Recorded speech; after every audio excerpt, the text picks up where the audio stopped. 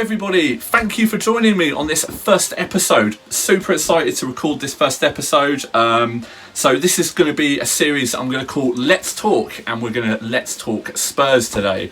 So I'm actually a Spurs fan, as well as a Portsmouth fan. I'm from Portsmouth, but I've always been a Spurs fan as well. And my good friend is with me today. I will introduce him in a minute to discuss Spurs. He is a season ticket holder at the moment, I believe, and his first game will touch on everything. On the wall today behind me, we got a load of different shirts. This will change every episode. I'm covering up two as well, so we've got a Brazil 98 and a Sheffield Wednesday shirt there. We've got a bit of everything going on today, guys. This is the first episode I've ever recorded like this. So let's introduce our guest. He is a very, very good friend. I've known Paul for probably about 10-15 years, I want to say, through football. So let's introduce him. Hello, Paul. How are you doing, my friend? Sean, I'm really good. I know we're talking 90s Spurs, but as a few days ago, Spurs finished fourth Champions League. I'm buzzing. Yes. So yes. We're talking about a different era here when Spurs are actually half decent. Whereas 90s are pretty mediocre. So let's go for it. Although you say that 90 Spurs are mediocre, I think I paid ever since. When I really got into football was around 91, 92, something like that, when Gascoigne, Lineker, all those sort of people. I think I paid for being a Glory supporter in the early 90s when I first got into it. After Italian 90, all the players seemed to play for Spurs. So, and ever since then it was downhill until obviously Alan Nielsen put that goal in against Leicester at Wembley. Oh yeah, and that's you know what Spurs fans are like. We don't have much success with. That's it. That is it. You kind of remember. I mean, it was such a big deal at the time. I remember. Yeah, it was sitting in my front room. My dad was doing the ironing, and I was watching the game. And yes, and Alan Nielsen scoring that winner. Can I just say what fantastic hair Alan Nielsen had as well? It never looked like it was out of place. You know? He was just perfect. He was a good-looking guy. I mean, just like Tottenham. He was just like Tottenham at the time. He was pretty bang average, but yeah, I mean, he that was a glory moment for Spurs. And since then, there's only been. I don't want to talk about trophies. We're talking about the 90s when Spurs actually won a couple. But yeah, since then they've only won one trophy, and that's the League Cup. So. But that's one more than Southampton during the 90s, and being a Portsmouth fan as well, I'm happy with that. So I'm happy too. Pompey my second team, so that's good. That's good. So Paul, obviously both Spurs fans here. So I'm going to bring up. We've got the lineup. It's been announced of the questions that are going to be answered by Paul today. Effectively, this I've explained it to Paul. This is actually incorrect on the picture that Paul's looking at, but due to the magic of video editing, this will be correct in the video. So, Paul, can you see that? I can. Right. So we are going to start off with. We're going to go through the team lineup, guys. As you can see, there's 11 questions here to answer for Paul. There's a connection here to a football team. I'll let you work that out yourselves. So number one, we're going to ask Paul why he supports Tottenham. Then we're going to go to two. Have you ever met a Tottenham 90s Tottenham player? Best number 3 is best Tottenham squad. Number 4 is worst Tottenham squad. I've even got a suggestion for that. Number 5 is best Tottenham transfer. Worst Tottenham transfer, you can probably see a trend going on here. Managers of Tottenham in the 90s is number 7. Number 8, very, very attacking position, number 8 there. Favourite Tottenham kit in the 90s. Favourite stadium in the 90s, doesn't necessarily have to be White Hart Lane. And number 10 is your favourite video game in the 90s, football related. A shameless plug here for my retro gaming channel, Pompey Games Room, which is where I started. And number 11 is something I've also prepared as well to go up against Paul, and that is his all-time 90s Spurs 11. So, as I said, Paul's looking at an incorrect picture, and the one in the video will be correct. So, yes, anyway. Lovely, classic 4-4-2 though. Classic 4-4-2, although I will say I've gone 4-3-3 with my selection. For my Have you? I've gone 4-3-3. It's a very, very attacking 11, I will be honest. They're going to have to outscore the opponent. If they get 4, we're going to have to get 5. That's very much what it's like. But yes, anyway. So, Paul, let's start off, my friend. Let's start off with why do you support Tottenham? Take it away. Why do I support Tottenham? I don't know. There's no family ties with Tottenham. I grew up in northwest London, so that's and when did I started supporting Spurs properly. I'd say I probably got into football when I was about 8 years old. So that was the 93-94 season. And why Tottenham? It's you know, there's that saying that you don't find your team finds you. And going back to that era, it could have been one of multiple teams. It was Chelsea. Chelsea was my first ever Premier League game. My neighbour took me, and that was what an epic game that was. That was end of the 93-94 season, which sent Sheffield United down. There was Man United. I was as a kid, you'd get birthday parties, 6, 7, 8-year-old, and then random gifts come through. And I just remember getting loads of Man United VHS tapes. So could have been Man United. Could have been Arsenal. I remember as a kid, 6, 7-year-old, and the big boys from the upper years would say, "Who do you support?" And if he said Arsenal, you get a high five. Did I say Arsenal? I will confirm. I can't confirm. I can't deny. But you're a renegade, Paul. If you supported Arsenal, you got a high five. You're like, no, I support Spurs. You just wanted to invite the trouble. I will make no further comment whether I ever said I support Arsenal. But yeah, I think there's a couple of friends in my class were Spurs fans, and I adopted them, and the rest is history. Yeah, I'll say 93-94 was my first memory of Spurs, and I'll say my first memory. I must have been a Spurs fan, because I remember going to that Chelsea game knowing that this was not my team. But yeah, it really probably kicked off 94-95 season. Klinsmann, first era of Klinsmann, and went on from there. So why? I don't know, it just worked out that way. But do I regret it? God no. No. It could have been Arsenal, could have been Chelsea, could have seen some trophies in my life, but very proud Spurs fan. It's the Alan Shearer conundrum. If he went to Man United, he would have God knows how many trophies by now, but he turned them down twice. So you turned down multiple clubs twice, Paul. Many times by the sounds of it. Arsenal, Chelsea, they all wanted you, but Spurs. Exactly. My choice too. I noticed you're wearing a Spurs shirt there. So that is we discussed this off camera. That is the 94-95. I think 95-96. Oh man, I got it right first time. Do you know my first ever Spurs shirt was a 94-95 kit. This one, I don't know where it is. But this one, yeah, I'm not gonna get too high up, because this shirt is actually, you can see my man boobs there a little bit. This is actually a small.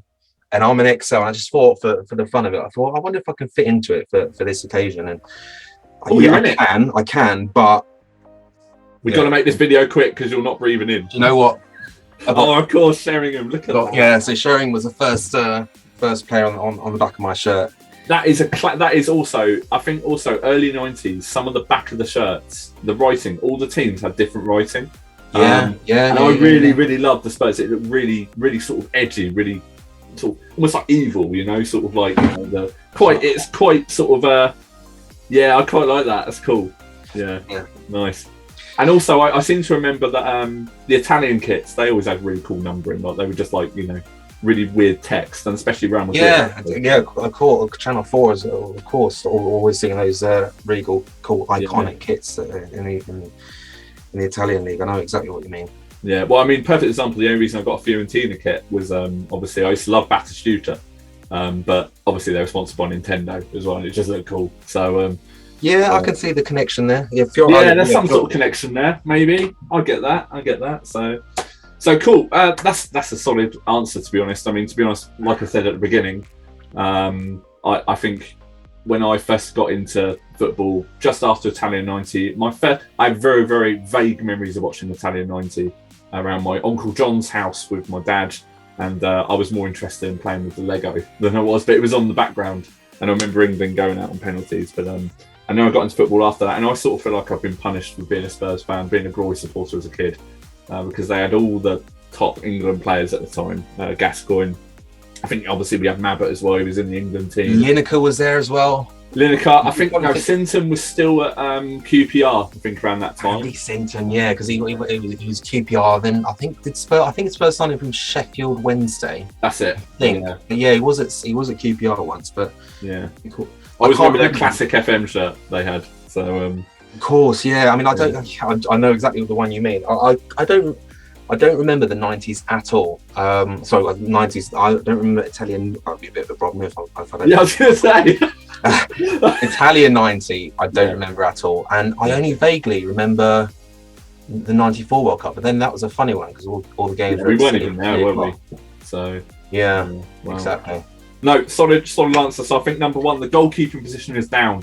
So let's move to right back now. So have you ever met a 90s Spurs player?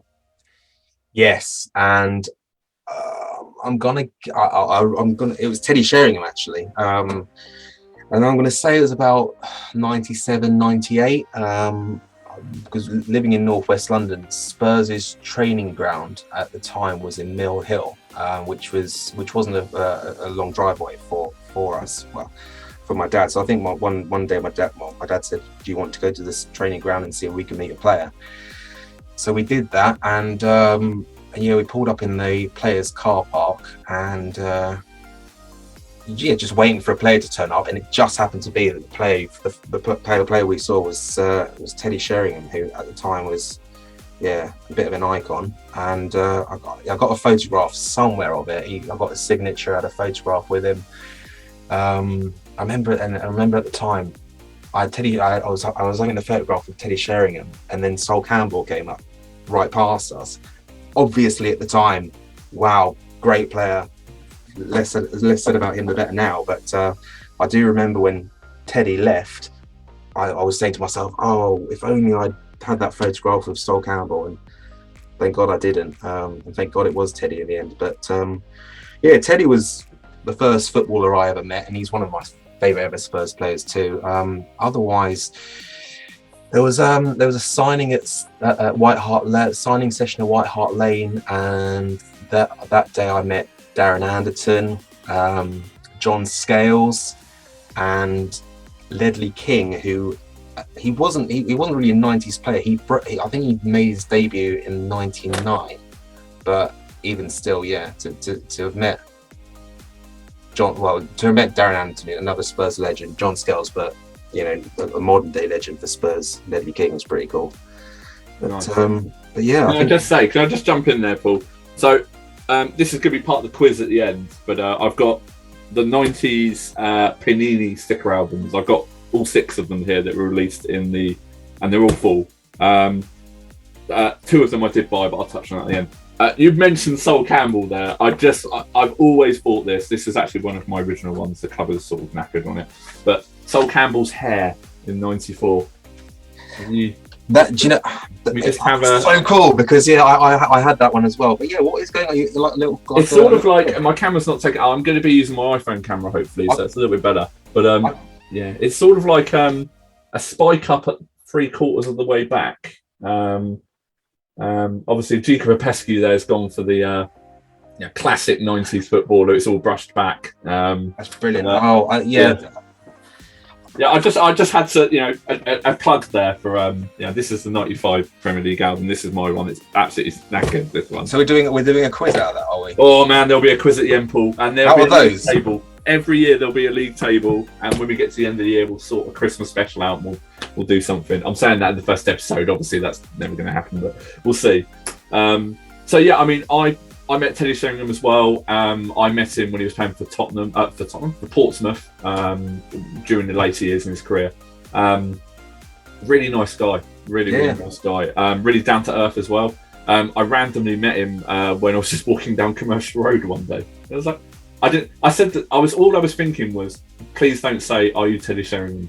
I just said, "Teddy, I'm a Spurs fan and a Tottenham fan." And he looked at me as if to say, "Well, today's your lucky day." I met Loire going down that Commercial Road. Not quite Teddy Sheringham, but even still, that was pretty cool at the time. Yeah. They all used to hang out around Port Solent in Portsmouth, all of them. Like Sol Campbell, I think, still owns a house in Port Solent. Yeah, they had I think I seem to remember there were a lot of, because there's those flats in Port Solent, and Yeah. I know a lot of Pompey players were living there. What must be I think the club must own a few or something, and they all just sort of stay there. Yeah, because Peter Crouch still actually partly lives down there. I think he still lives at Port Solent. I think. Yeah, I think so. One of his many houses, I'm sure. But yeah, great. I mean, Teddy Sheringham, great shout. I mean, absolute icon of Spurs, and he was. I've got to admit, ripping some of my old VHS tapes on to put on the channel. You just see some of the goals he scored for Forest as well. I mean, he never seemed to score simple goals. And then when Klinsmann came, it was even better because Klinsmann was just insane. He would just score the most ridiculous goal. On paper, amazing. Klinsmann showing him up front. But then you look at the league positions and you think, how did that happen? How did they get it so wrong? You can understand why he left after one season, really, can't you? But I've got to admit, looking at my side that I've written down, I think obviously they didn't have all these players at the same time. For the I do wonder how I was going to compare. I think they're going to be pretty similar, but I obviously with you saying about Ledley King in 1999, I thought he would definitely be in, but I don't know. We'll see. Yeah, I know. It's also can I put him in? Can I squeeze him in? I think you could put him technically his 90s, and he went on to have a great career. But it's technically players in the 90s. But I really thought Neil Sullivan was a great goalie for Spurs. He was good. He was in 2000, 2001, I seem to recall, so can't really put him in. Yeah, and there's Robbie Keane, he was 2001. I mean, man. Oh, God, who are these people? They're not 90s. They're not 90s, but anyway. So, Paul, we come on to number 3. We're into the centre-back position. It's a Gary Mabbott special, shall we say. And it's going to be best squad of the 90s. So, the years that you can remember going to watch Spurs, what was your best squad you remember watching? And, yeah, just let us know. I think the best squad, is again. Let's face facts. Tottenham didn't have much apart from the cups, the FA Cup in 1991 and the League Cup 98-99. They didn't do very well in the league, so it's hard to say best squad. I think the highest finish I think in the 90s was actually 7th. Yeah, and that was the first season I would say I properly got into Tottenham. So I was 9 at the time. That was the first season of Klinsmann, and I'm going to say that squad was the best.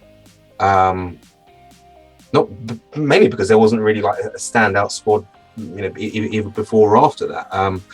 But yeah, because that's when Ozzy Ardiles he was a manager that season, and that was the famous 5 where he played 5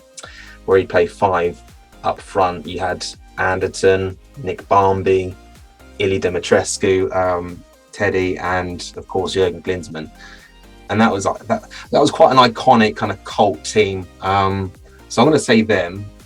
You could make an argument for the team that actually won the Worthington Cup at the time, League Cup, and that was a decent team. That actually had Ginola.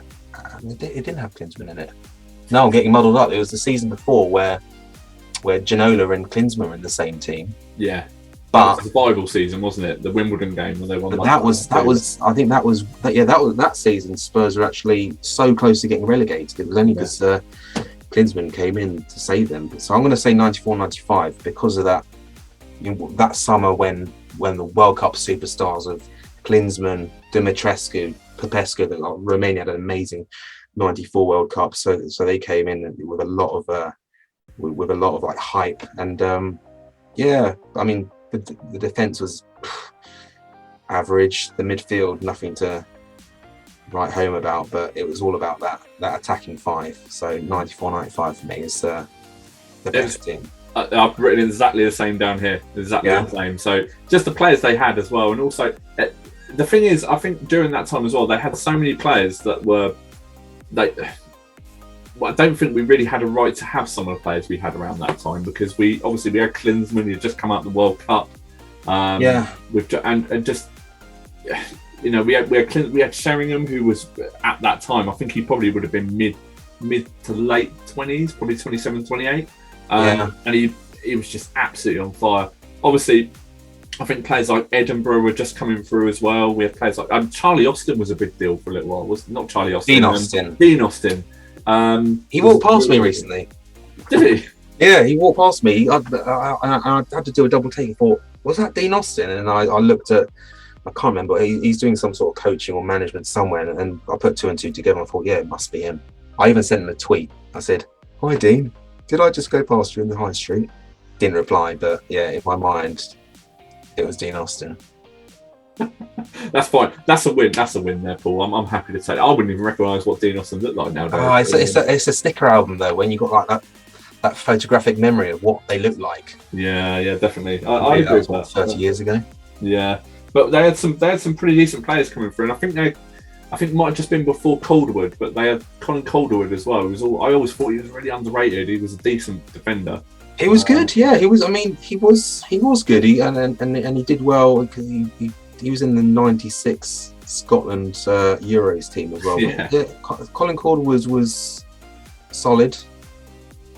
And that would have been Walker and Torsvet, obviously. In that, Walker. Team. So, yeah, I mean, it's one of those things, isn't it? I think they had a really, really solid team, actually. Mabbott and Mabbott was in there, like you say, Calderwood was in there.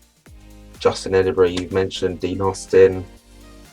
And then a lot of players. Also, Spurs and Pompey, we seem to get a lot of their players towards the end of the career. Obviously, they took Anderton, we got Edinburgh, we got Sheringham. There was Sherwood. We ended up taking as well. You know. Well, you didn't get him from Tottenham, but Sol Campbell, of course. Yeah, Sol Campbell. Yeah, Via. Jermaine Defoe. Yeah. Cranshaw. Oh, of course. Yeah, Cranshaw. Wow. Yeah, of course. There was obviously the Harry effect was going on there, but it's it's always been that sort of link with sort of Tottenham and Pompey, but cool. Okay, so this should be quite easy to answer, but I would say probably going to say, what's the worst Spurs team that you remember seeing? I've again got a selection for a team. But obviously you're the guest, so it's gonna be that based on league positions. I mean, there was never an amazing Spurs team. It was generally bang average Spurs teams, but it's gonna have to be that 97-98 season, which seems crazy when you think that in that team was Klinsmann, albeit the second half of the season he came in almost like a bit of a rescue mission to save Spurs from relegation. And David Ginola, who was one of the best Spurs players I've seen in my lifetime, he was in that team. As a squad, they clearly didn't click. And because they started the season then with Jerry Francis.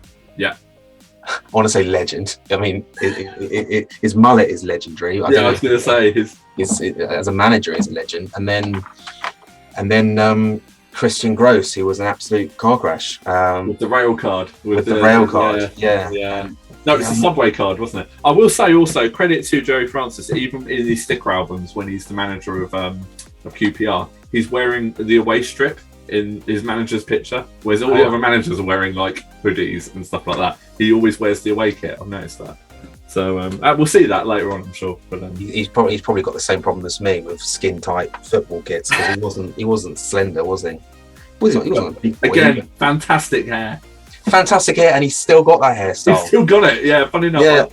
I did look up his. He's on LinkedIn.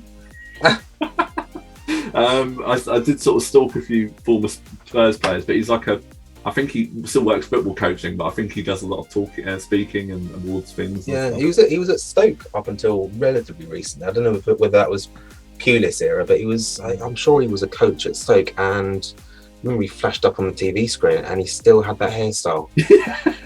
Amazing. He must get that cut once a year at least. You know, it's a good head of hair as well. That is not going anywhere, is it, Paul? It isn't. It isn't. Amazing. So I was actually going to go the year after Jurgen Klinsmann left, because I think that's 95, 96.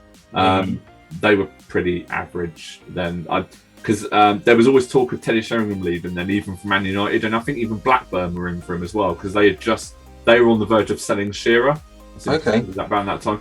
I just remember at that time thinking, oh god. And then obviously we gradually went further down and then nearly got relegated like 97, 98. So between us we've covered the 2 seasons that they gradually just got worse. So that's pretty easy. So the next one I'm really intrigued to ask, and that is question number 5. So we're at the left back position now, and that's best 90s transfer.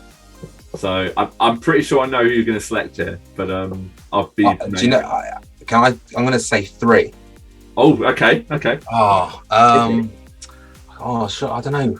Okay, I'm just thinking whether I can like in 3rd place, like top of the pops or second, but I don't know. There's some music here if you want. I will put into 3rd place because I can't remember it, but it was looking back at the 90s. It was a really important one, and that was Teddy Sheringham in the night when he signed from Forest. I think it was 92. It must have been 92.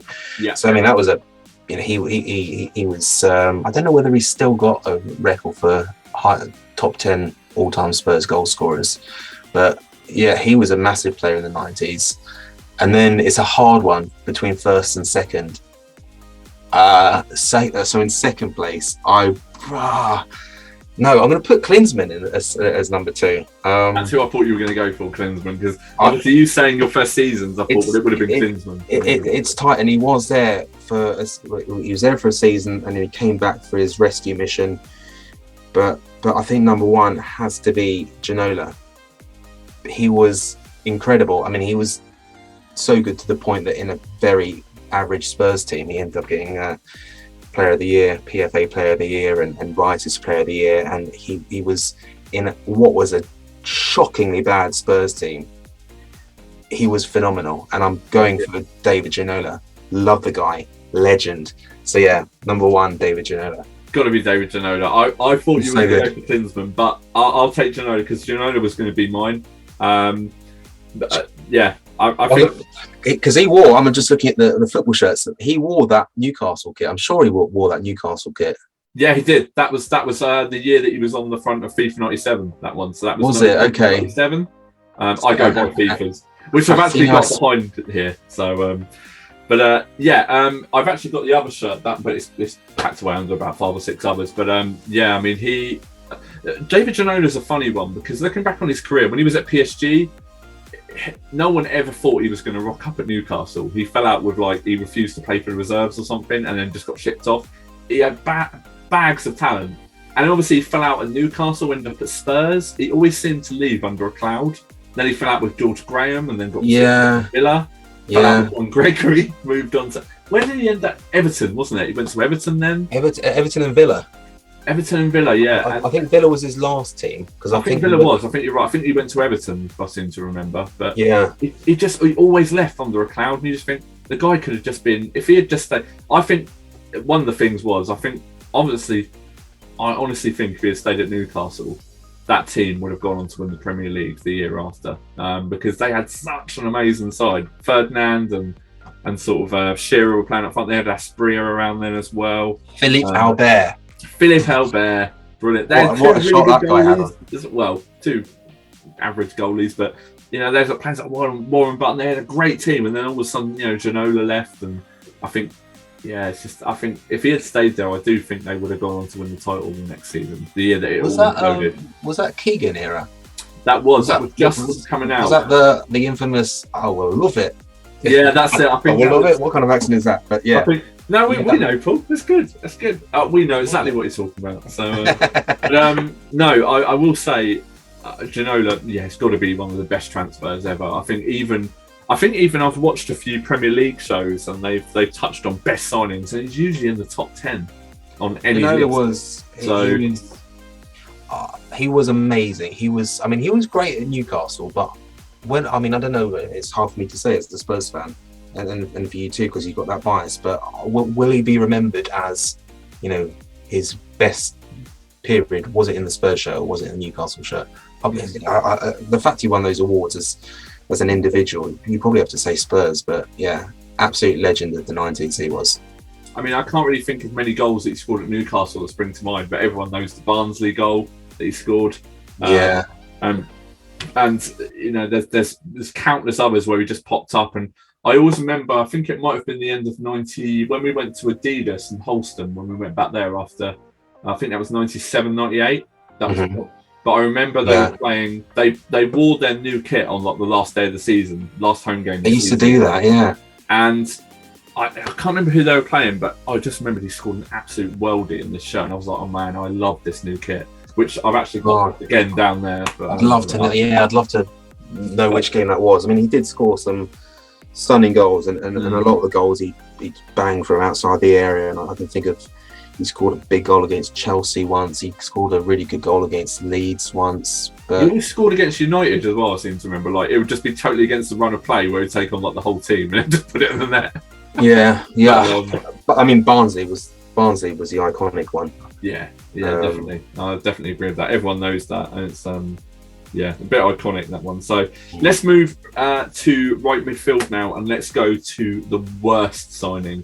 Now, I've got to admit, I actually changed my selection for worst signing because he actually scored a few more goals than I seem to remember him scoring. But I'm tempted to go for him anyway because I think he flattered to deceive. So we've obviously gone for different players because the signing who always springs to mind as the worst only ended up making 6 appearances. And I'll quiz you then. So you're going to do a little quiz at the end. Guess a player. So first clue, he was a left back. Okay, left back. I mean, it could be anyone. Shall I narrow it down a little bit more? He was Italian. Nicola Berti. He was disappointing. He was, but he's a cult hero as well. No, it wasn't Nicola Berti. Okay. He was a bit of a, well, as I say, okay, he made 6 appearances. He was Italian. What year was this? Huh? What year? I'm gonna say 98. You probably won't get it because he was such a, he didn't come as a big name player. I'll just say it, Paolo Tramezzani. Here we go. Paolo Tramezzani. I think we can call that pretty crazy hair. It's very. I'm going to put a picture in here. You can judge it. You can judge it. As a kid, I remember as a kid. Well, I was a kid at the time. I'm thinking, oh, okay, this is cool. He's like a. I think I probably was. It was.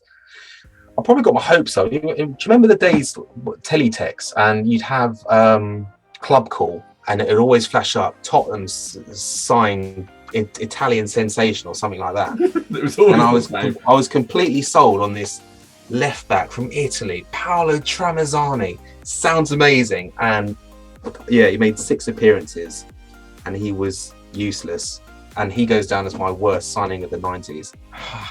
Judge a book by its cover. He looked good, but he was terrible, and I don't think it was long until Justin Edinburgh got his place back in the team. Tramezzani, that was, obviously saying it now. I wasn't thinking of Tramezzani. I think I was thinking of Maurizio Tirico when we got him from Ipswich, but he was actually really good. He was good. He's actually. I mean, he loved. He was never amazing, but he was always dependable. I think he loved to tackle. Yeah. And he loved getting booked and getting a red card. And he was a legend at Ipswich. Tramezzani for me. Who are you going to say then? So I was going to say, and I feel I might get dogs abuse for this now, but I was going to say Chris Armstrong. I remember we signed him for like $4.5 million, and from Palace. He scored like 27. I think over his Spurs career, he scored like 40 goals. But he just never seemed, for me personally, he never seemed like it. Put it this way, he made a lot of bench appearances when he played for Spurs, and I think at the time $4.5 million was a lot to pay for a player. He was so good at Palace. He was amazing at Palace, and he came to Spurs, and I don't know, just didn't. It never felt like, oh, great, Chris Armstrong's on the field, we're going to score. When Sheringham was there, you thought, any chance we get in the box. Chris Armstrong missed so many sitters in the 90s that I seem to remember. I just always thought I never, ever rated him. You've got a better memory than me, because I think back at Chris Armstrong, and I liked him. The thing I remember about Chris Armstrong is the way he'd jump, and it's almost like he would hang in the air. Boom, and I love the way he jumped and got his head. Have you seen what he looks like now? I think we'll see. We'll put a picture in. Go on to Google then. Let's have a look. Chris Armstrong. Type in Type in Chris Armstrong dreadlocks. Oh, Okay, there's your clue. But I remember seeing an image on it not too long ago. oh my god!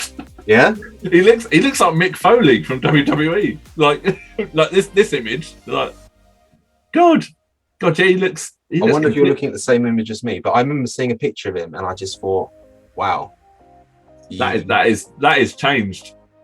Yeah, yeah. That's a brilliant picture, isn't it? Yeah, exactly. Yeah, he's. I mean, look at him. Okay, I mean, it's funny because like I always thought that he was. It's funny looking back. I mean, like, you know, rose tinted spectacles and stuff. But like I said, I think when they signed him, it's like $4.5 million back then. I mean, Palace had sold players like Ian Wright in the past and went on to rinse teams. And Palace always had a reputation of selling good players. They had Matt Jansen as well, just coming. They just signed Matt Jansen, I think, from Carlisle. Was he at Carlisle? But he was like amazing, and then obviously went to Blackburn. And I just remember Matt Jansen as a Blackburn player. Yeah, he was really good. But they actually, you know, Palace, he was there for a while. But yeah, I don't know what it was about Chris Armstrong. He scored. I remember goals he scored, but it never filled me with confidence whenever he came on. Like I was just like, oh, great. Yeah. Anyway, but I think you win that Tramezzani. I'm completely taking that because you obviously think more of. Think less of Chris Armstrong than I do. It was just that leap. It was a leap which I love. Yeah. Check him out on YouTube. Goals. He would hang, and it was like boom. Like it's like, you know how people are like double jointed. It's almost as if he had a double jointed neck. The way he just. I loved his header. So sorry. No, you soundly trounced me in that one, Paul. I'm happy with that. So anyway, number 7. So central midfield. Now we're into managers. We've already touched on Terry Francis. But Spurs have had some, well, let's be honest, they've had some car crashes. Christian Gross, this is my ticket to the big time. And also some controversial ones. You know, George Graham coming in, which I got to admit at the time when he came in, it definitely won me over, I would say, towards the end. He brought Tottenham a cup, which Tottenham no one else did. So there is, for me. So as I say, got into Tottenham properly at 94-95 season. My answer isn't from the 94 to 2000s or 99, because there was Ozzy Ardiles. Was he any good? No. Jerry Francis, great hair, not terrible, but no. Christian Gross, definitely not. George Graham, good, but because of the Tottenham Arsenal side of things, can I name him? No. There is one there, and I'm going to say it's got to be Terry Venables. Terry Venables, yeah. Terry Venables, because he was the FA Cup final manager, and he was a former Spurs player himself. But he gets my vote, even though I can't remember him. I'm picking him by default because the managers from my era weren't good at all. The only things that I remember distinctly about the Venables era, because I was just getting into Spurs around that time, was he was always falling out with Alan Sugar, like always. Yeah. Literally always. Yeah. Sugar was always on the training ground, and he was always trying to sort of influence, like, you should pick this guy. And he was the best guy. It's because he had paid like 750k for him. I can imagine Sugar couldn't have been a good chairman to work under. But then he did he? In theory, he saved Tottenham from going under. Yeah, and definitely. He was a man behind the. There's that story about him meeting Jurgen Klinsmann on a yacht in Monaco and sealed the deal there. So, yeah, but I'd say answering your question, Sean, Terry Venables, I think. Right. No, that's a solid answer. I would say out of the managers I've got down here, I had Jerry Francis and Terry Venables top of my list. So honourable mention Jerry Francis, because he wasn't that bad. We didn't play that badly under him.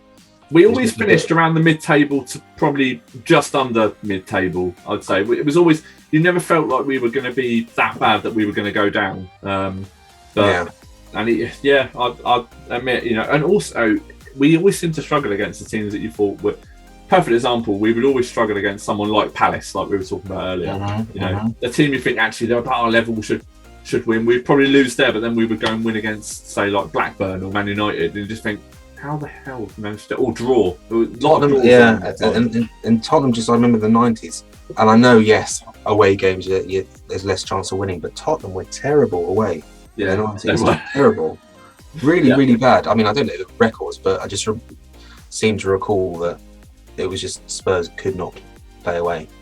I seem to recall that in one of the records that I stumbled across when I was doing some just looking up on records and former players and stuff, was that Spurs had the worst, I think, between 96 to 99, they had the worst away record in the Premier League. Literally, there's never won. So that really sort of concurs with what you're saying there. Yeah, well, I'm glad that I'm glad I'm not making that up. No, yes. I think I read somewhere they won like 14 times or something over the space of 4 seasons away from home, and it's like that 98-99 when they actually won a cup. Although I think they had a really weak league position. I think it was, again, like you were saying, mid-table. I think they finished 11th or something like that. But dearie me. It's crazy, isn't it? It's just looking back on stats like that. But I'm so happy though that people kept those stats, because you can just look back and that explains so much, like how bad certain teams were.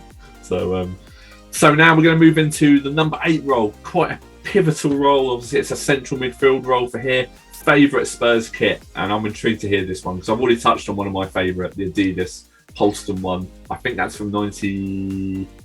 That would have been after the HP one. So 90. You know what? That was creeping into an era we're not allowed to talk about. What, the 2000s? I'm pretty sure that was the 2000s because it was the Hewlett Packard Pony kit, which was 99. Yeah.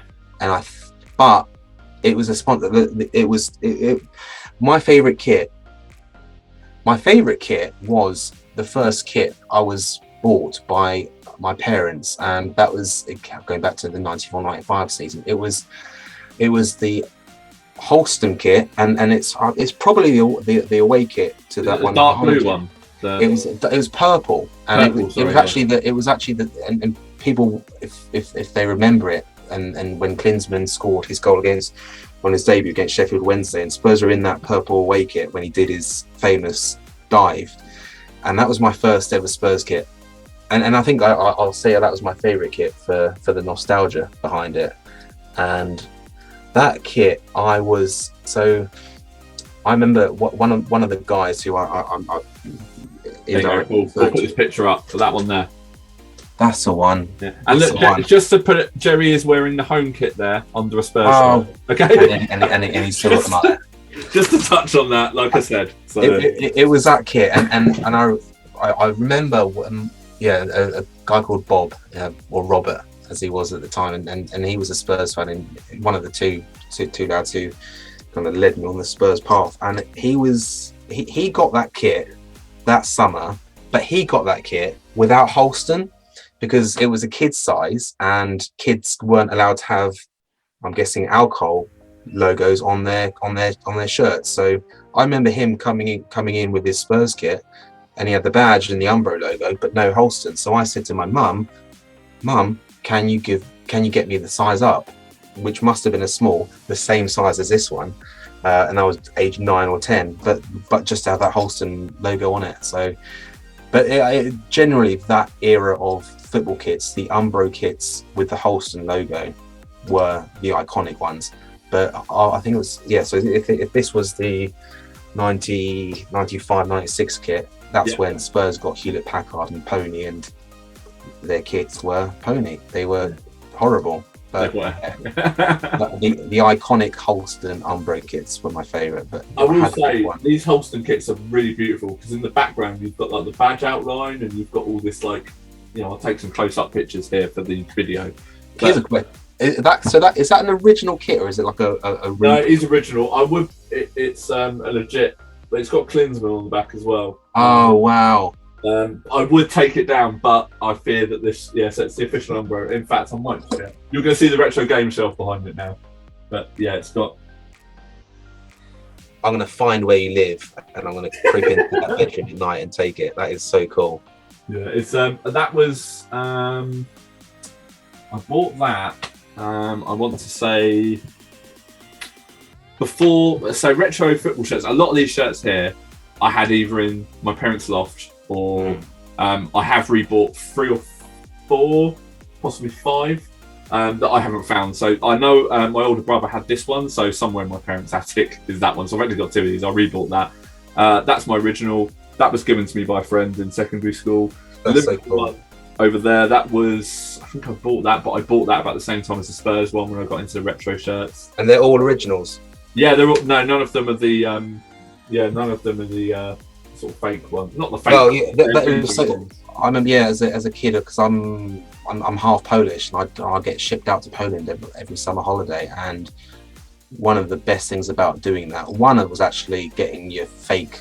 You need to do, going back to talk about gaming, you had to have a chipped PlayStation to get the dreams. So I was getting games aplenty, and then the other cool thing about these counterfeit markets were getting those football shirts. Yeah. And I mean, you couldn't get a Spurs one at the time because Spurs were crap. But I mean that it wasn't that. It was. I remember having the Bayern Munich kit, but it wasn't that one behind you. It was the red and I had Klinsmann on the back actually. So it was the red and white one they had. Yeah. I know. That's funny enough. That was actually the one I tried to look for on eBay about a year ago, because that's my nostalgic memories of Luther Matthäus wearing that kit. But yeah, I mean that is actually a size small, so there's no way I'm ever fitting in that one. Well, you'd be surprised because as I say, I wouldn't be seen in public wearing this, but you know when it's chest upwards, you can get away there. You're fine. I think the camera cut there's fine. This one here, this Pompey Centenary shirt, I bought, and then I was so proud that I'd actually bought this in my paper route money. It's a size small. That I went dressed as it was a friend's fancy dress party. We still listen in the 90s, guys. 1998. Can't be a bit slack, guys. And I went dressed as Steve Claridge, and so I wore this shirt, and I wore one of my older brother's Astro boots, and I wore one of my Astro boots because he was famous for wearing different shoes. Oh, was he? And stuff. Yeah, he always had one Nike and one Puma boot. So I went dressed, and that was my legit excuse for wanting to wear this Pompey Centenary shirt. That's brilliant. I'm Steve Claridge. Look at my feet. I've got different shoes on. So I didn't know that about Steve. Yeah, if you look at Steve Claridge, he's always got one shin pad in. I think it was his left shin. He always had it exposed. And he always had either a Puma boot on his right foot and a Nike boot on the other. He's a scruffy git, isn't he? Well, you could just go into sports shops and lift a boot off of each foot, couldn't you? They only put one out. So he's clever, canny. So learn something new every day. Yeah, exactly. Solid. My kit selection is actually in 97-98. The pony kit with the gone for that. Where David Ginola scored against Barnsley. I actually love the purple kit that year. That was really nice. I really enjoyed that kit. 97-98, there's some nice kits actually. Cool. Okay.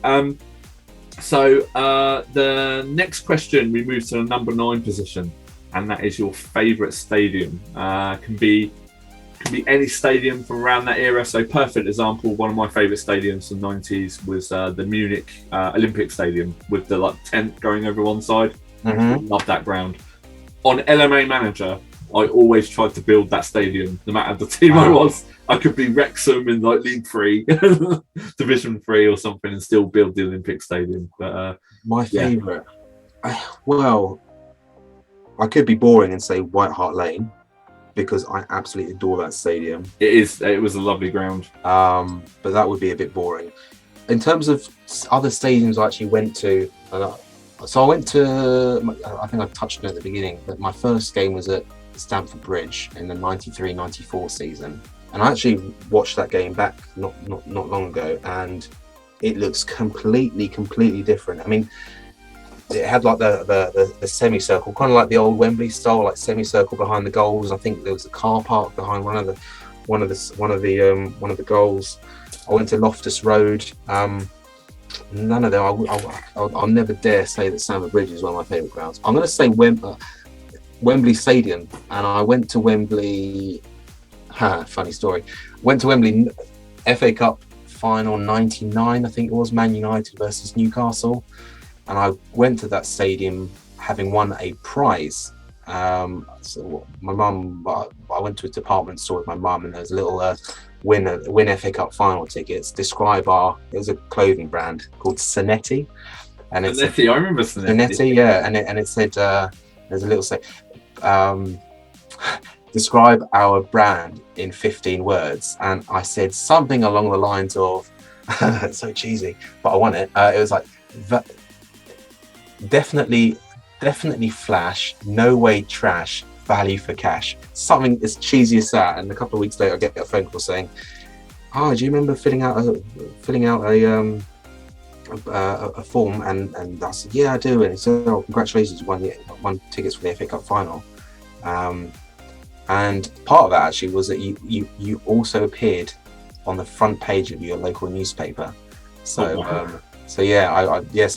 okay, that's going off on a tangent, but I'd probably say after White Hart Lane, I'm not picking any other Premier League ground. I'm going to say the old Wembley Stadium. Yeah, that's iconic, isn't it? That's iconic. Yeah. Beyond that, no, I don't have like a close affinity to any other stadium. Being a Spurs fan, the old Wembley, we were there all the time. Yeah. No, not. Yeah. Beginning in 91, 91, 99. I say that there were good years before the 90s, but yeah. It's funny you say that about Stamford Bridge, because in the sticker album here, this is 95. That's Stamford Bridge. I mean, it just looks unrecognisable. Well, I wonder whether I can't quite see that, but yeah, it was. They hadn't. I think they called it, whether they still call it the Matthew Harding stand, but they were building that. Well, they just started building it. And, this picture, the big car, there's like the circular where the so you can just see. I'll put a picture in here, but you can just see over to the back there. There's like, this whole area here is being built. That's in the and is that hoarding? Is that hoarding? That's there? it. That's the hoarding. So yeah, that's actually how I remember it. The car park, one end, hoarding the other. Everyone remembers the car park. There's really random cars always parked in there and stuff, but great. No, I'll take that. Wembley is a classic stadium, obviously, and something. It's memories. I think most clubs have got great memories there. I mean, one of my friends is a Sunderland fan. They've just been promoted, obviously, as we speak, to the Championship. But he remembers going there a lot in the 90s because they went up, I think, third time or second time lucky in the playoffs, and they went to Wembley an awful lot. And he always said it was an amazing ground. And I went to watch England once there, actually, at Wembley. And I've been quite a lot, actually, to the new Wembley. And I will admit, the atmosphere they've managed to create for England games, actually, is actually pretty decent. Usually when teams move, they lose the atmosphere. But the new Wembley is really, really, I mean, it's just well designed as well. So I think it keeps a lot of the sound in. So you haven't been to the new Spurs stadium, have you? I haven't actually, Paul. I haven't been. I will. Again, it's a bias, but my God, that because we Spurs had the season in the new Wembley, and it's no comparison between. Yeah, definitely. It looks insane on the pitch, and I will go. It's just obviously. It's amazing. Life just so busy, isn't it? It's just crazy. I am a proper armchair fan nowadays, but probably why I like 90s football, really. But anyway, so we're getting into something that's connecting to my old channel. Well, old channel, it's still a channel I do. But this is sort of the new project, and its favourite. You're going to say one or two games here, and I'm going to say one game, and it's and. I'm going to say one game, and it's going to be the same game that probably everyone here going to have doing these videos is going to say, and Championship Manager. I wasn't going to say. I was going to go. It's going to be Sensible Soccer or FIFA. That's what I was going to say. Well, but the obvious one for me is Championship Manager 2, which was 97-98. Yeah, amazing. The amount of hours I lost as a kid playing that on the computer. Yeah. Okay, so I mean that is the obvious one, but the not so obvious one, and you'll probably know this. Not many people would, but will you know it? Nintendo World Cup. Yeah, remember, got it. You know it, yeah. Yeah, got it. Have you? Yeah, got it. It was so good. It was so good. It was like the big heads, almost like the figurines, and it was like World Cup Italia 90 on the Mega Drive or something like that as well, where you could just see their legs running. It was. I had to look this up. It was a while ago actually, and I was trying to think what game was it, and I don't know how I found it. I think I typed in Nintendo Big Head football game, and I managed to stumble across it. But that was so fun, and you'd score those like crazy goals, but it's almost like power ups when you score like bullet headers or these overhead kicks, and the ball would just spin into the back of the net and smack the goalie, and the goalie's eyes would pop out almost. It was all like cartoony. But I'm gonna have to say that as far as like iconic games, I never really got into sensible soccer. No, I was never really a lover of sensible soccer.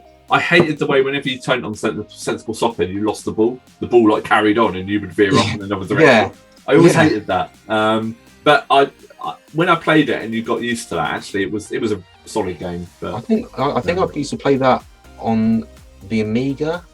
Yeah, I think the Amiga is most popular. It's like everyone played cannon fodder on the Amiga when you used to go around and play that. So, but just a bit of a spoiler, Paul. Me and my friend Dale were actually going to be recording a 97-98 Champ Manager 2 video series. What? So you're going to start the season on this channel? We're going to do a season, but because and this is sacrilege, but I'll be honest, I was very much a Premier Manager boy back in the because I only had home consoles. We never really had like PCs and stuff. Experiencing, I know all the players, but that's just from people. Well, this is it, because there was. Am I going to be ruining it for you? If I say the 3 players, I'd sign immediately. Look, Paul. What we might do is get some guest people to come on, because Dale's going to be manager, and I'm going to be very much in the way of Mike. That was Champ Manager. Everyone had their favourites. I remember a guy called Bob Taylor who played for Wimbledon or something. I think his name was, and he was an amazing striker. Colin Hendry, great signing straight away. Yeah, Robert Taylor went on to play for City and scored quite a few goals towards the end of it. Taylor was a boy. Maybe it was Robert. Yeah, I just had Bob Taylor. No, he is called Bob, but I only knew him as Robert because it was one of my friends, a Man City fan back in the 90s, and they had him when they got promoted, when they had like Weaver in the side and people like that. So, no, that was yeah. I mean, FIFA. Where do you start with FIFA's? International Superstar Soccer, before it became Pro Evolution, was that 90s or was that 2000? Yeah, that's like 97 to 98 to 99. Then it became ISS in 2000, I think. ISS, yeah. Oh, yeah. I remember playing that on the N64, but then N64 was going to 2000, I reckon. Sorry, it became Pro Evo in like the early 2000s. I think, okay. 2002, yeah, I remember. Yeah, solid choice. Absolutely solid choice. Absolutely love that. Yeah, really, really good. Nintendo World Soccer is brilliant. I would say personally for me, FIFA 96 was my favourite. But any football game back in the 90s I was into. I'm glad I know. Well, obviously, if there's anyone to know Nintendo World Cup, it would be you. But I'm glad I said that without you thinking. Never heard of it, Paul. No, in the retro gaming sort of YouTube channels, it's a lot of people. Really? An iconic game. So a lot of people talk about that. So Paul, we now come on to number 11, and it's the sides. So I'm going to ask you for your Spurs side of the 90s, and I've also prepared one as well, which is on this bit of paper. I won't turn it around, even though I did early on in the video.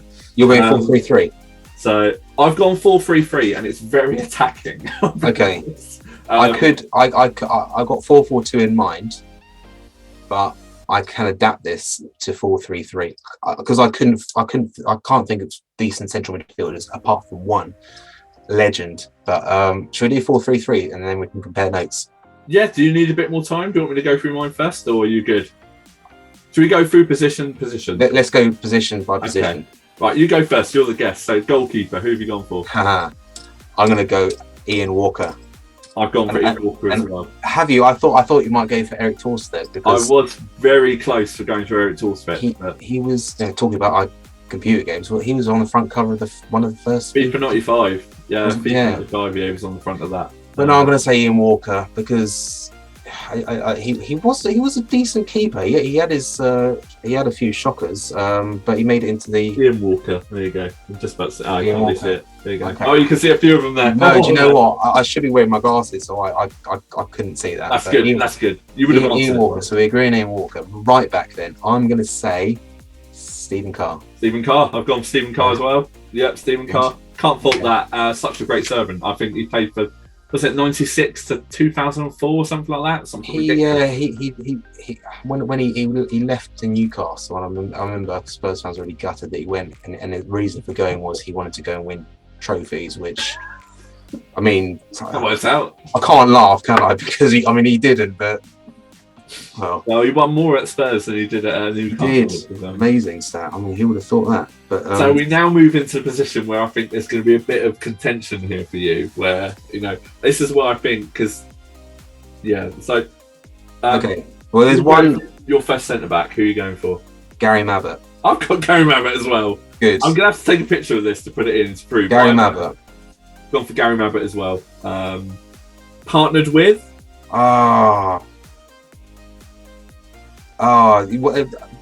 If we're talking about... They weren't... I'm not going to say his name. I was going to say, I've gone for Sol Campbell. Just agree with it if you agreed. You can't not. I mean, the guy in the 90s was pure. It was... Whatever happened in the 2001-2002 era is... actually, if we blank out 2000s... I don't even know what the year 2000 is, Paul. This is a good. So, okay, we'll go for Sol podcast, Campbell. listen to me. So, okay, Campbell, we can agree with that. Left back, who have you gone for? Justin Edinburgh. Yeah, I couldn't even fit his name on the page. I've just put Ed in. So Justin Edinburgh. Justin Edinburgh. Had to be. He was there. I mean, God rest his soul. But he was. Yeah, man. He was there from. He was in the FA Cup winning team in '91, and he was in the Carling Cup, Worthington Cup team in '99. So he was a massive servant for Tottenham, and he wasn't great, but he was solid. He was dependable. Solid. I think we didn't have many players in that position. The fact he played for Spurs for so long, I think is also a testament. When he came to Portsmouth, he was like 34. I think he played for us for like 2-3 seasons, but he was brilliant when he came to play for us, and that was Division 1, which notoriously was difficult back then. Like it was just heavy challenges, everything. He was so good that he kept Paolo Tramezzani out of the team. Oh, I mean, how can you keep that man? Exactly. It just comes off the tip of your tongue. How can you keep that guy out? So this is where I think we're going to differ slightly, or maybe not. So we're going 4-3-3, yeah? I've gone 4-3-3. So technically, I've had to break some rules and push some players in. Okay. I reckon I've got my right midfielder in. Okay. All of my players in midfield are set to roam. That's what they can just go anywhere. All right. That's what I'm going to do. So right midfield for me, Darren Anderton. Inside right, let's say inside right for me. I mean, again, great player, brilliant player. I can hold this up a little bit easier now. So he would have left Spurs if he didn't have such a bad injury record. Well, there was that notorious thing that for France '98, the season before France '98, he was going to move to Man United, wasn't he? It was all I remember that. Yeah, it was all sorted. Then he got injured on pre-season with Spurs in like Japan or somewhere, and then it all fell down again. Well, that's again, he just would have gone to United and gotten injured anyway. So we've got Sol Campbell. I reluctantly said, of course, by merit he's there, but so far we've got everything. We've matched up. So it's getting. Which either shows how poor Spurs were, that the fact is any decent player stood out like sort of fun, or that they generally had some decent players. My only gripe with Ian Walker, and the reason I nearly went with Eric Torsvek, is his haircut. Ian Walker was his hair one, but he was a really good keeper, but his shot stopping was awful. Like it was literally everything would rebound off of him. Like, but he was in the England squad for I mean, obviously never number one, but the only thing I remember him being in the England squad for was Zola scoring past him at Wembley on a wet evening in '97 or something. I don't remember that. Oh man, it was hopefully I'm not wrong and I've put the video in there. But anyway, but wearing that insane yellow shirt. No, I don't remember that. No. Hopefully I've got a video and hopefully I'll remember it right. If not, I'm going to look stupid. Anyway, so that's the only thing that I would have deviated, because Eric Torsvek, I saw him just as Ian Walker was coming through. So I've gone central midfield. There is only one central midfielder. Again, it's very attacking. It's Paul Gaza. It's Gaza. So, it's got to be. Gaza, not a player I remember. No. But what a player. Yeah, the infamous free kick he scored against Arsenal in the semi-finals. Yeah, he's a Spurs legend, and whilst I don't remember him as a Spurs player, I remember him as a Lazio player. But yeah, it's got to be Gaza, central midfield. It's got to be. It's got to be. I only said mine first there because I knew you were going to say Gaza as well. So But okay, so who are you going for? Sort of either central midfield or left midfield? Left midfield. Ginola. It's only one, isn't there? This is good. We're doing so well here. We've got 3 more to get right. We've basically got David. He's in. Can you imagine? Right? Not don't have to imagine, but for Newcastle, they had Philippe and David playing in the same side. You know, Philippe Albert and David Ginola. I mean, what great names. You know, and again, fantastic heads of hair and the tash. Philippe Albert had a mustache. So. Yeah, the tash with Philippe Albert, of course. Crazy good. So we're now into the strikers now. Right. Okay. I've gone for 3.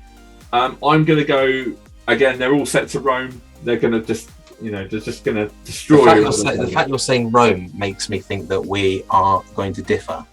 I think we're going to get 2 out of 3 here. I think we're going to get 2 out of 3 as well. Right. My first one, who we've mentioned several times, Klinsmann. Yeah. My second one, Teddy Sheringham. Yeah. Okay. It all hinges on this one. Chris Armstrong. No, not Chris Armstrong. This is bit. It has to be one. I think it has to be one player. It's whether you pick the same guy. Shall we do a 3-2-1 and say at the same time? 3 surname. Yeah. Just say 3, 2, 1. Lineker. Yes. I've taken a picture of this and I will put it up. That is my legit list. I haven't changed it as we've been going. That is my legit. As you can see, Ed's in there that I couldn't fit Edinburgh on the end of the page. That's good. That's good. I'm impressed. We both went for different formations. Like I said, my team are going to concede a lot of goals. But even Mabba and Campbell could chip in with goals from corners. So I'm just saying. And Stephen Barr was quite a good free kick taker, I seem to remember. So yeah. Well, you had that. Anderton, you could take a great free kick. Yeah, definitely. Had I gone for 4-4-2, I would have taken Lineker out, only because I have such fond memories of Klinsmann and Sheringham, and you're hard pushed to get a decent central midfielder. So I would have gone for cult status Stefan Freund. Oh my God, how weird is that? I was going to say I would have sacrificed Sheringham and put in a more defensive midfielder. I was going to go for Stefan Freund. Stefan Freund is one of my favourite Spurs midfielders. Not because he was good, but I think he intimidated opponents and was just always there. He was like a rash. He was leery. He was strong in the tackle. Yeah. He couldn't shoot for toffee. No. There's something else there. Keep it PG. Couldn't shoot for toffee. But he was there was one German. Paul, come on, he's German. He was suspended. He was suspended for a North London derby once, and I'm sure maybe he was in the crowd with the fans for a game, and he was a player at the time.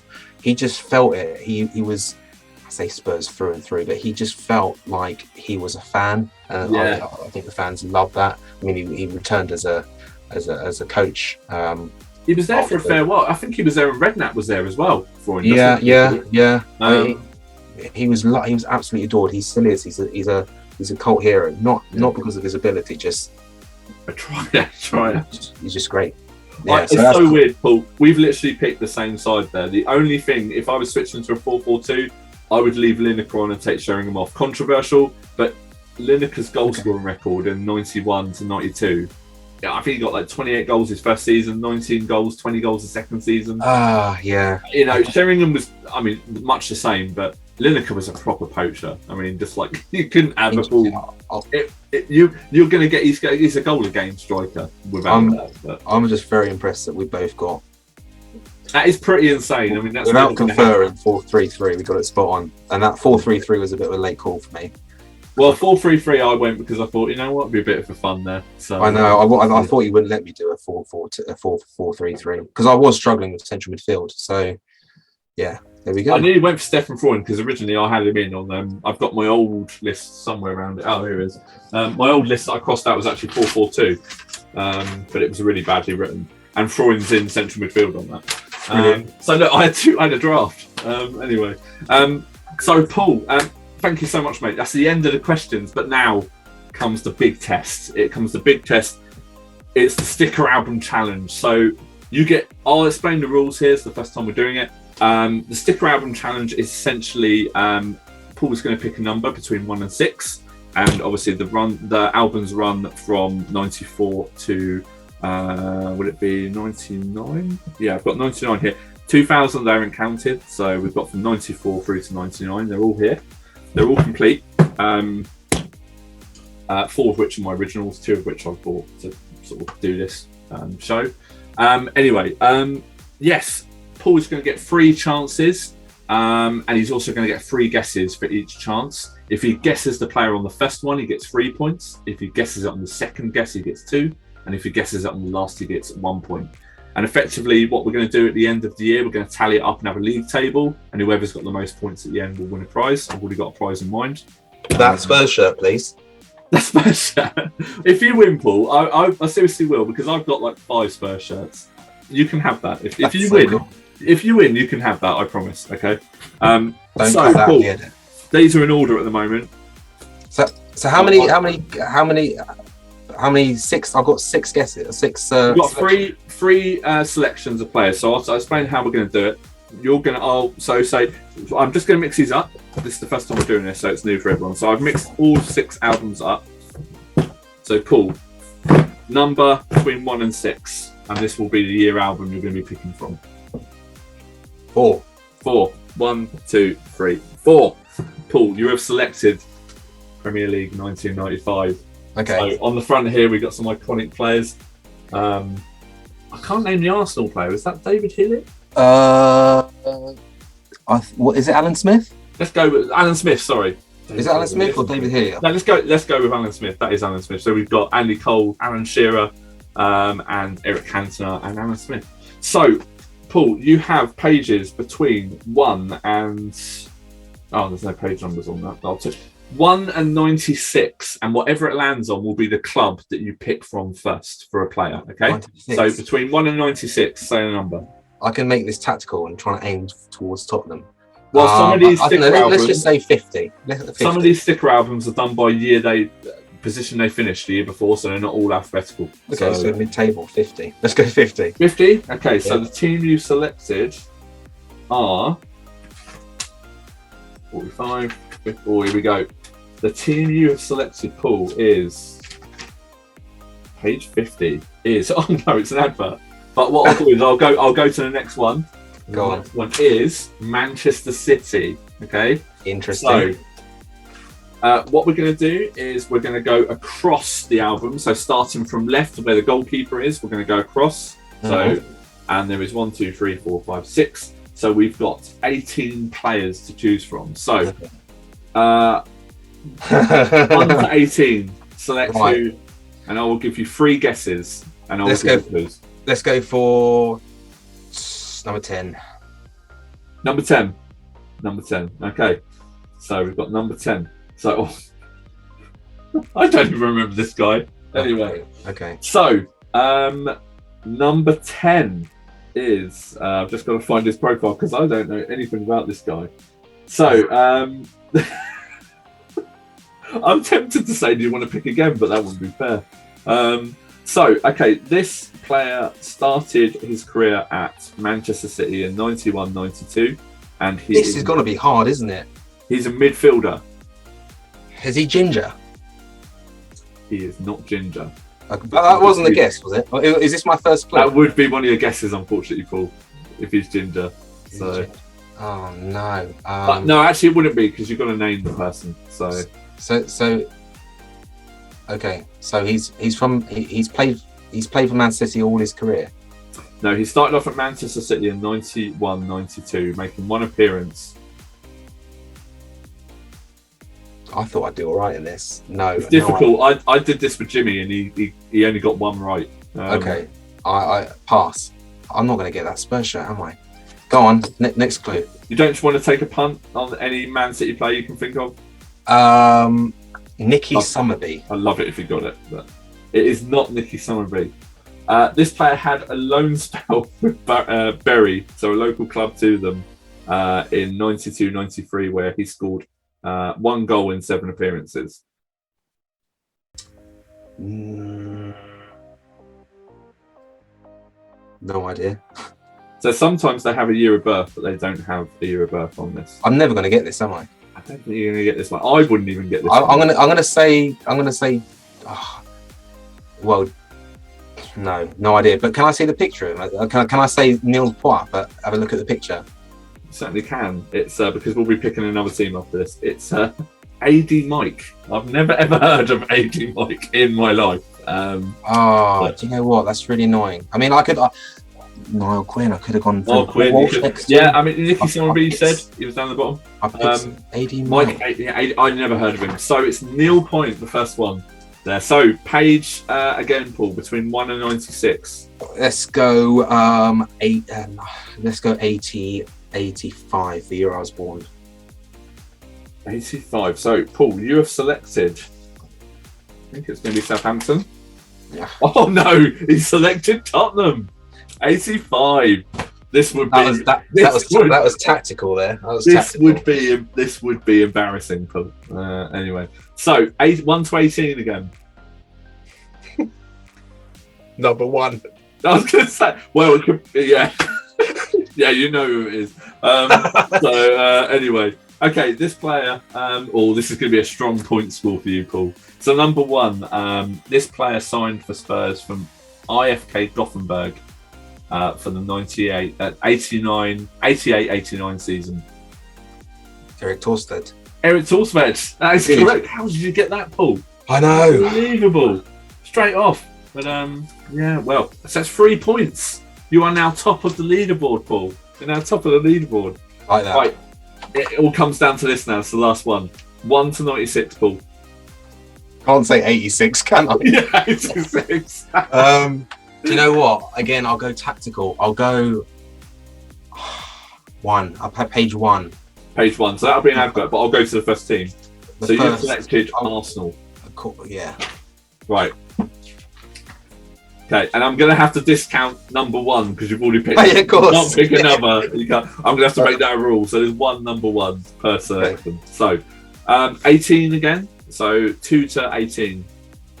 18. 18. Okay. I'll be tactical here. I wonder if it's a difficult one. It's a difficult one. This. Okay. So, this player had a spell with Sunderland in, I want to say, when they came up with Kevin Phillips and Niall Quinn in 97-98.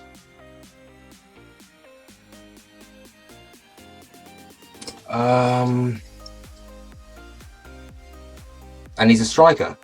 Oh, sorry, that's I can't. You can't tell me that.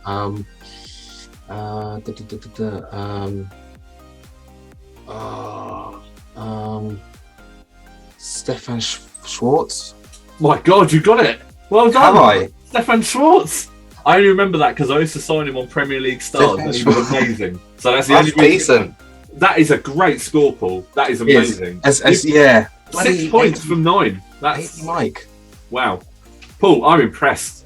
So, Premier League 95 album. Paul King is currently top. We've only filmed one of these, but I don't think many people are going to get that. And I would say, if you hadn't picked AD Mike, pretty much everyone else on that City lineup, I knew who they were. So, AD Mike.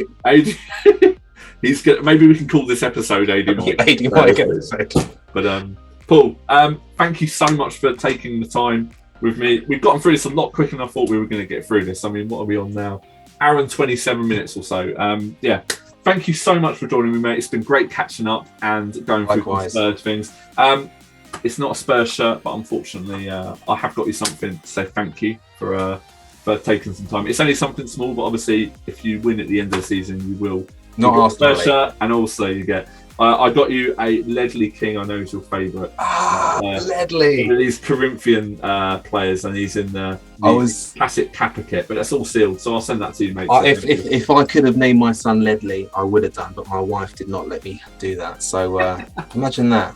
Well, imagine that. I know you love Ledley King. Ledley King. He's in really good condition as well.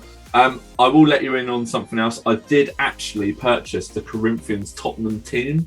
They came in a collector's box, but it was beaten. I sent it back, and all the figures were damaged. So I used the money that I bought that for and bought that instead. But this is sealed, so I'll send this to you.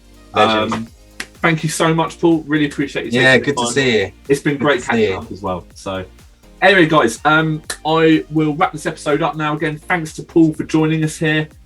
If you want to come on and discuss your club, just literally drop me an email. The email address for the channel is in the description below, or leave a comment. It will be the same questions, the same quiz at the end with the Panini sticker albums. Paul at the moment is top. I think he's going to stay in that area with 6 points from a possible 9. Brilliant start, Paul.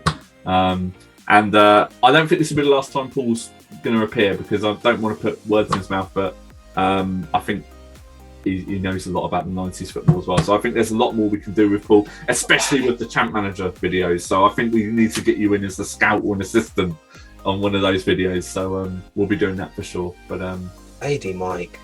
I was going to say, is there anything you want to promote? Any social media that you want? I don't know if you really do social media, Paul. Anything you want to promote, or? No, not really. Not cool, really. Okay. Anything? Any parting words you want to say? I think I know what we're going to say here.